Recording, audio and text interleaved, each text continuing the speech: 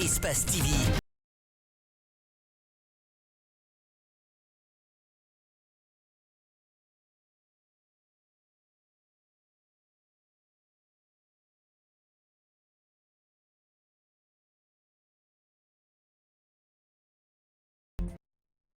Merci d'être des nôtres le 19h45 pour vous informer. Bonsoir. Au sommaire de cette édition, le franc guinéen célèbre ses 62 ans d'existence ce 1er mars 2022. Au cours du chemin, ce symbole de souveraineté monétaire a connu des réformes, passant du franc français au CILI puis au franc guinéen. Et puis réaction des acteurs politiques et civils sur la mission conjointe de la CEDEAO et l'ONU en Guinée. Certains saluent les relations de ces institutions avec la Guinée et d'autres regrettent le manque du cadre de dialogue entre le CNRD et les partis politiques.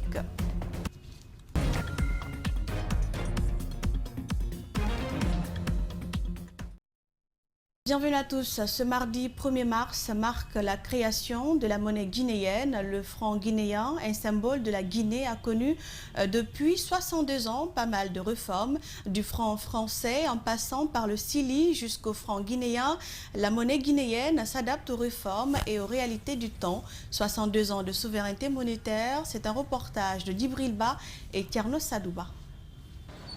Après l'indépendance de la Guinée le 2 octobre 1958, le pays a d'abord voulu modifier les règles de la zone franc pour rester dans cette zone. Mais après le refus des autorités françaises de procéder à ces modifications, la création de la monnaie guinéenne était devenue inéluctable et nécessaire.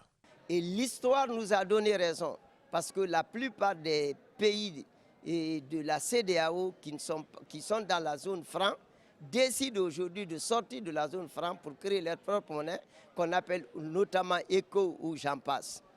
Les réformes sont nombreuses. Depuis sa création, en passant par des mesures d'ajustement structurel, la monnaie locale subit de profonds changements. Dernier facteur qui fatigue la monnaie guinéenne, c'est parce qu'il y a l'inflation importée.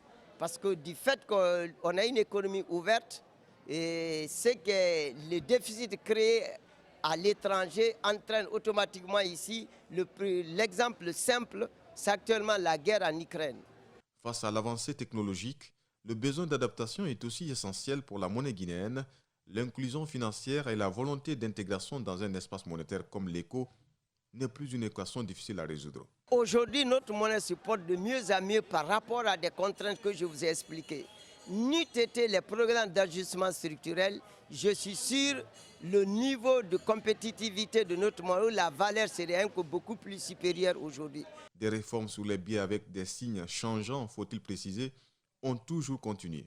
En 2012, on note l'apparition des nouvelles coupures de 100 francs guinéens. En 2015, celle du billet de 20 000 francs guinéens. Depuis fin février 2019, des modèles de billets de 2 000 francs guinéens circulent à Conakry. À date, seules les coupures de 20 000, 10 000, 5 000, 1 000 et 500 francs guinéens sont utilisés. Je vous le disais à l'entame, les acteurs politiques et civils ont réagi à la récente mission conjointe de la CEDEAO et de l'ONU en Guinée. Certains saluent la stabilité des relations et le rétablissement de la confiance entre ces institutions et les autorités de la transition. D'autres regrettent qu'au niveau national, l'écart continue de s'allonger entre le CNRD et les acteurs politiques, notamment sur la question de l'élaboration d'un cadre de dialogue. André Mossi Milimono et Aboubakar Keke Bangora pour les précisions. Arrivé dimanche à Conakry, la mission conjointe ONU-CEDEAO a rencontré ce lundi la junte au pouvoir, le Premier ministre et le président du Conseil national de la transition. Venu s'imprégner de l'évolution de la transition 6 mois après le putsch, la délégation s'est dite satisfaite des bases posées jusque-là par le CNRD. Une action que salue cet acteur politique. On avait peur qu'après les 6 mois d'ultimatum donné par la CEDEAO à la Guinée et qu'on rentre dans une crise institutionnelle entre la Guinée et la CEDEAO. Donc si la fin conclut par un satisfecit d'une mission de la CEDEAO, c'est déjà un progrès. Nous avons évité une première crise institutionnelle. Et le deuxième point positif, c'est le rétablissement du dialogue. La CEDEAO avait pourtant exigé aux nouvelles autorités une transition de 6 mois Keyamo Bogola Haba pense que cette option a été écartée en raison des résultats trouvés sur le terrain que la délégation estime être positifs. Il déplore cependant que le CNRD traîne les pas sur la mise en place d'un cadre de dialogue avec les acteurs politiques. Nous ne sommes pas satisfaits tant que nous ne sommes pas associés à l'élaboration de ce chronogramme et que cela soit consensuel, parce qu'il faut éviter les conflits. Plus c'est consensuel, plus nous avons la chance de maintenir la paix, plus nous permettrons aux organes de la transition de travailler. Parce que plus le pays est en paix, plus il y a moins de conflits, plus la CRIE va continuer son travail. La mission conjointe CEDEAO-ONU, avant de quitter le pays, a regretté l'absence d'un chronogramme de la transition. Cet acteur de la société civile sollicite la mise en place d'un calendrier pour une transition réussie. Je pense qu'il est important, qu'il est même nécessaire aujourd'hui de proposer une date. C'est vraiment important, quelle qu'en soit la durée, ce n'est pas ça qui compte, mais que le CNRD soit capable de proposer une date aux Guinéens et à la communauté internationale. La délégation, jusqu'à la fin de la mission en Guinée, n'a rencontré aucun acteur politique. Le président du parti RGT Rassemblement Guinéen pour le Travail a fait une visite ce mardi au marché Matoto. L'objectif était de s'enquérir des réalités des vendeurs et la population après l'annonce du gouvernement sur la réduction du prix des marchandises sur le marché. Rosaline Gotomonemu et Aliouba. Durant des heures, le président du Rassemblement Guinéen pour le Travail, en compagnie de certains de ses collaborateurs, a écouté des commerçants du marché de Matoto. Ces derniers n'ont pas manqué de lui faire part de leurs difficultés. Il a mis l'occasion à profit pour rassurer les uns et les autres de son combat pour l'allègement du panier de la ménagère. Au Conseil du ministre, le gouvernement a tenu, le président s'est focalisé dessus pour un changement des prix pour l'allègement du panier ménagère. Donc, nous sommes venus sur le terrain pour connaître la situation réelle et demander à chacun de faire du mieux qu'il peut. Les vendeuses invitent les autorités à faire face à cette situation tout en régularisant les prix des denrées sur le marché.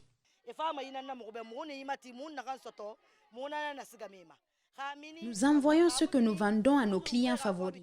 Des fois, il y a des pertes. Souvent, nous sommes obligés de rembourser l'argent des clients. Même cette semaine, nous étions au commissariat pour des problèmes d'argent. Nous sollicitons l'aide des autorités.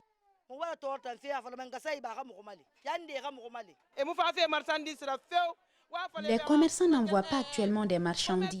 Comme c'est un refus de leur part, que l'État envoie ces marchandises. Le président du RGT est déçu du constat fait sur le terrain, mais espère que les autorités, comme elles préconisent, réussiront à réduire les prix des denrées sur le marché. Les enseignants contractuels de Guinée réunis en collectif ont pris d'assaut les rues du ministère de l'enseignement préuniversitaire et de l'alphabétisation ce mardi matin. Munis de pancartes, ces jeunes réclament leur intégration sans condition à la fonction publique après plus de 5 ans de service. Bernard Koundouno et Alseni Kamara.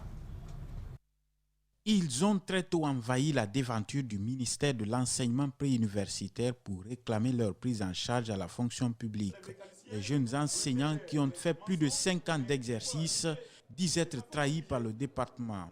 Récemment, une commission a été mise en place pour recenser les contractuels à l'intérieur du pays. Ces listes ne font pas l'unanimité aux yeux des jeunes enseignants. Après avoir servi l'école de la République de façon bénévole, volontaire, pendant plus de 5 ans, nous demandons aujourd'hui à l'État guinéen de nous intégrer à la fonction publique sans aucune condition. Pour répondre au manque criard d'enseignants en Guinée, le gouvernement a annoncé l'organisation d'un concours de recrutement dans un proche délai. Ces enseignants s'opposent à cette procédure de peur qu'elle n'engendre la corruption. Vous le savez très bien que les concours en Guinée, les résultats sont orchestrés. Ces jeunes ne reconnaissent pas le fichier récemment remonté par les structures déconcentrées du département sur la situation des enseignants contractuels. Ils pointent du doigt le secrétaire général du ministère qui aurait soutenu ces longues listes. Nous remettons en cause la crédibilité de ce fichier remonté par les deux pays, soutenu par le chef de cabinet du ministère de l'Enseignement préuniversitaire et de l'Alphabétisation. Après plus d'une trentaine de minutes de revendications, ils ont été entretenus dans une des salles du lycée 2 octobre par une délégation du ministère de l'Enseignement préuniversitaire. Ces responsables sont venus passer un message du département à ces jeunes grévistes. C'est une préoccupation pour le ministère de trouver des enseignants pour les mettre en classe. Ça, c'est une préoccupation. Mais en même temps, c'est que le ministère de l'Enseignement préuniversitaire est un ministère utilisateur des ressources. Les ressources qu'on met à sa disposition, c'est ce qu'elle utilise. Parmi ces enseignants contractuels, certains disent avoir perdu plusieurs avantages depuis leur mutation dans les établissements d'enseignement public pour combler le manque d'enseignants. Nous parlons toujours de manifestations. Des menuisiers et artisans ont battu le pavé ce mardi pour dénoncer la cherté du prix du madrier de bois sur le marché. À travers un sitting à Dabondi-Bafon, ces ouvriers contestent aussi la non-application d'un arrêté du ministère de l'Environnement et du Développement durable relatif au prix du bois sur le marché. Idrissa Bari, Aboubakar Kekebangoura pour plus d'explications. Munis de pancartes sur lesquelles on peut lire 1 207 €, 600 000 c'est bon, les menuisiers dénoncent le prix élevé du madrier de bois, la matière première pour leur activité. Pourtant, un arrêté du ministère de l'Environnement et du Développement durable fait état de l'accord de l'ensemble des acteurs de la filière sur le nouveau tarif. Un arrêté d'ailleurs entériné par le gouvernement. Le madrier là peut être vendu ici à 625 000 francs.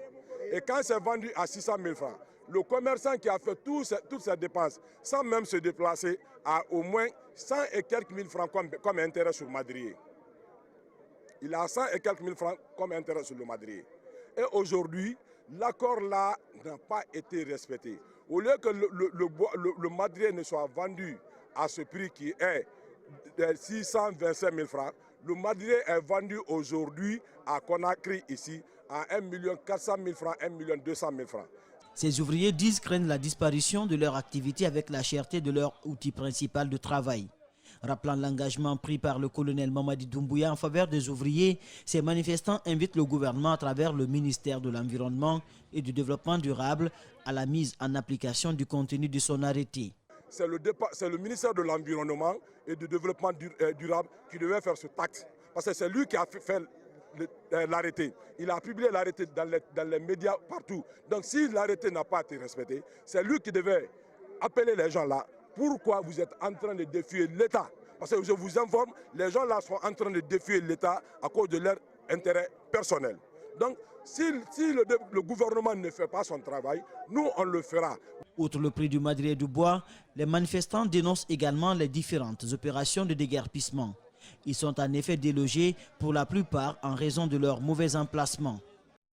Reportage d'Idrissa Bari. Il n'existe pratiquement pas de cantine dans les établissements scolaires publics de la capitale, encore moins ceux de l'intérieur du pays. Aux heures de pause, les élèves sont obligés de sortir de l'école pour trouver quoi manger. Une situation inconfortable sans occulter les risques d'insécurité. Les élèves rencontrés demandent cependant aux autorités la relance des cantines scolaires. Malik Sangana Kamara, Aboubakar Din Kamara pour le reportage. Il est 10 h. C'est l'heure de la récréation pour les élèves, l'heure du goûter pour les petits-enfants. Dans la cour de cet établissement public, pas de cantine scolaire. L'annexe qui est prévue pour la cause est en ruine depuis des années. Ces élèves n'ont pas d'autre choix que de se diriger vers les vendeuses installées hors de la cour de l'école. Ici, l'école, quand il est 10 h, tous les élèves sortent ici pour aller manger. Voilà, c'est pas du tout normal. Il faut que quand il est 10 h, les élèves restent dans la cour de l'école et mangent là-bas.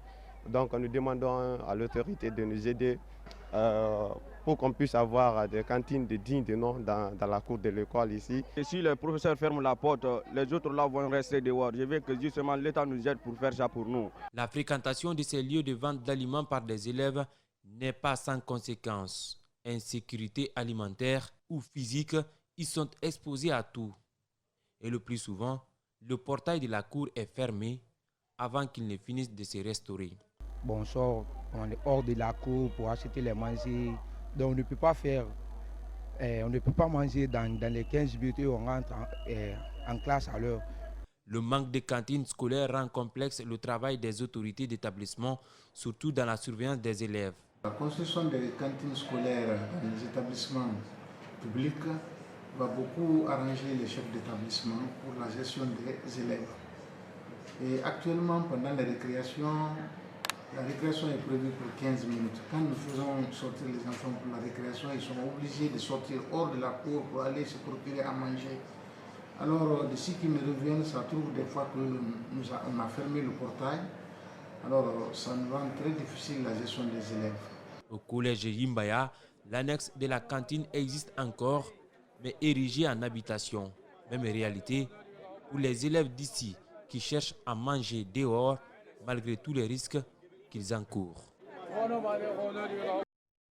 Nous parlons religion à présent. Des milliers de fidèles musulmans, des disciples et accompagnants ont marché sur les pas du sage Thierno Massaïdou en direction de Madina Nianou, une terre sainte et vénérée du Fouta Djallon. Elle est située dans la préfecture de Koubia et chaque année Thierno Massaïdou y draine des foules à la quête de bénédiction auprès des sages de cette localité et des recueillements au mausolée de leurs ancêtres qui ont marqué l'humanité par leur savoir à travers le Coran. Alpha Ousmane Ba.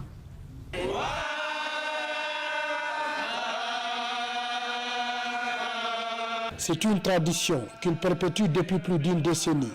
Chaque année à la même période, Thierno Massaïdou, ses disciples, accompagnés de milliers d'autres fidèles, rallient la terre vénérée de Madina Nianou. C'est dans ce foyer islamique que Thierno Massaïdou Daka se rattache. Et ça fait plus de 10 ans qu'on l'accompagne là-bas. Et à chaque année... La 3e édition...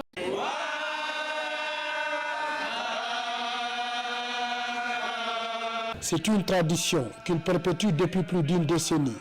Chaque année à la même période, Thierno Massaïdou, ses disciples, accompagnés de milliers d'autres fidèles, rallient la terre vénérée de Madina Nianou. C'est dans ce foyer islamique que Thierno Massaïdou Daka se rattache. Et ça fait plus de 10 ans qu'on l'accompagne là-bas. Et à chaque année, nous avons constaté qu'il y a plus de monde que l'année précédente. Vous avez vu l'engouement aujourd'hui. Il y a tellement de véhicules, il y a d'autres qui n'ont même pas pu y aller. Donc vraiment, alhamdulillah rabbil alamin, ça évolue très bien.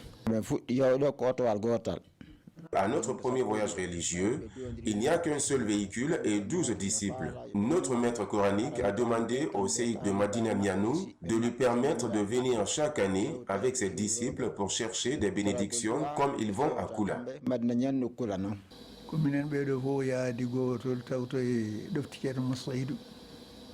J'étais de la délégation qui a accompagné Thierno Massaïdou à la Ziyara de Madina Nianou pour faire la promotion de l'islam, les affaires sociales et booster encore le Tidjania. Depuis des siècles, des fidèles viennent de partout à travers le monde pour solliciter des prières dans ce village béni. La notabilité de Madina Nianou est hautement marquée par cette visite religieuse de Thierno Massaïdou Daka. Nous sommes dépassés de joie par leur venue. Nous prions pour eux. Chaque année, un monde fou vient nous saluer, venant de partout. Que chacun prie pour le pays et tout le peuple de Guinée. Que Dieu donne une longue vie à Thierno Massaïdou, multiplie sa connaissance pour faire rayonner l'islam, que les gens comprennent ses prêches. Entouré de ses disciples et les accompagnants, Thierno Massaïdou a tenu à préciser la portée de sa visite annuelle dans cette localité du Fouta, qu'il a choisi lui-même pour toujours.